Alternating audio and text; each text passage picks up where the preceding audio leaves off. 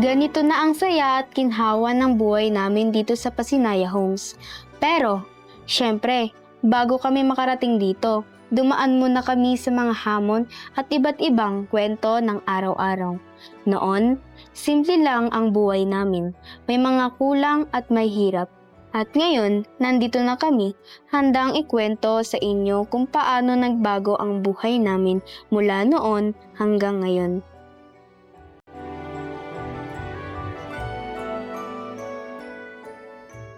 Hello, I'm Myrene De Mesa, 41 years old. Meron akong 3 anak. 3 years na kami mahigit sa Pasinaya. Hello po, ako po si Mary Jane Lubendino Naire. 3 po yung anak ko. May asawa din po ako, si Leonardo Naire. 4 years na po kami mahigit dito sa Pasinaya. Nung bago kami dito, nangungupahan kami sa Pasay. Siguro kami nangungupahan 8 years. Nakapalo kasi ako sa Pasinaya sa Facebook. Tapos nakita ko siya na sabi ko, meron sa Bulacan. Kasi mas kami dito mas malapit sa kamag-anak, saka Bulacania talaga ako Nung nalaman ko na meron dito sa Bulacan, kumuha kami. Galing po kami sa Valenzuela. Ang buhay po namin noon ay sapat lang. Bumapasok yung asawa ko sa trabaho. Sapat lang yung kita niya para makaano kami sa araw-araw. Nasa trabaho po yung asawa ko. Meron pong nagkwento sa kanyang katrabaho niya na meron daw pong pabahay sa Pasinaya, dito po sa Bulacan. Ngayon po, hindi pa po niya sinasabi sa akin noon Mga secret po niya kasi ang gusto niya po sana mangyari, sabihin niya po sa akin, pag nandiyan na po yung susi, ma-surprise po sana niya. Nakita mo na yung talagang legit siya. Kumbaga, may sarili ka ng bahay. Unang lipat namin dito, syempre, naninibago. Pero since galing naman din kami ng Bulacan, kumbaga, yung mga anak ko, okay naman, nag-adjust lang sila sa school, bagong environment sa school, bagong pakikisama sa kapitbahay. Pagkagising, maglilinis, tapos maghahatid sa school, tapos may time pag Sunday, may mass dyan, nagsisimba kami, ganun.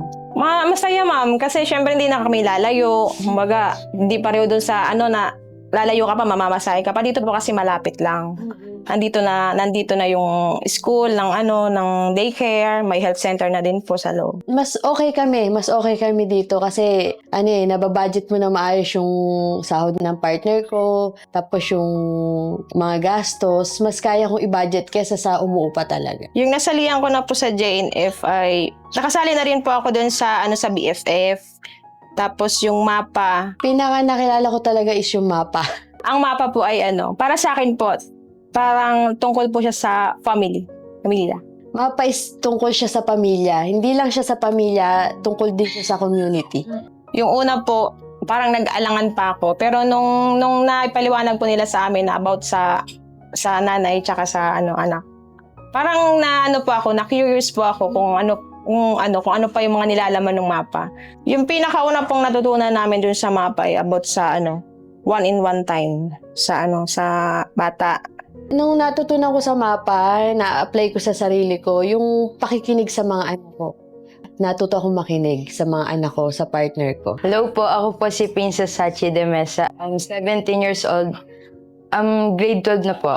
I am Princess Kate Alnaire, and you can call me Kate for short po, and I'm 12 years old and grade 7 po. Yung una po, kasi naiya din po ako.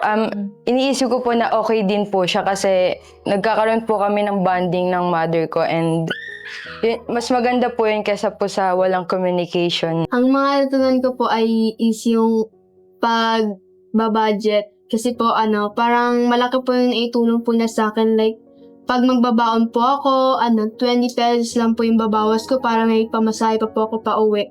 Ganun po. Parang natuto po ako magtipid. Paano po yung maging mabuting ate po. Like, yung ikaw po kasi yung nangunguna sa magkakapatid, kaya kailangan mo ring turuan yung mga kapatid mo kung paano gawin to. Ganun po. Ang gusto kong ibigay na advice sa kanya is, matuto siyang makisama sa kapwa niya, at magbigay siya ng respeto, hindi lang sa akin, kumbaga, pati sa mga kaibigan niya, sa lahat ng taong nakakasalamuha niya. Yun po, yung generation ko po kasi noon, mamay, yung meron silang Naiyak. Kasi ma'am noon, meron kasi ng ma'am yung